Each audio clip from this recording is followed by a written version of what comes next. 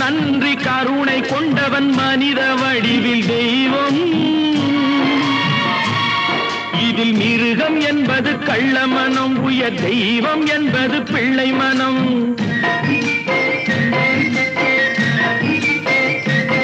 இந்த 6 கட்டளை அறிந்த மனது ஆண்டவன் வாழும் வெள்ளை மனம், ஆண்டவன் வாழும் வெள்ளை மனம்.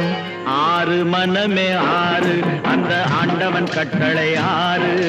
தேர்ந்து மனிதன் வாழும் வகைக்கு தெய்வத்தின் கட்டளை 6, தெய்வத்தின் கட்டளை 6. 6 மனமே 6, அந்த ஆண்டவன் கட்டளை 6.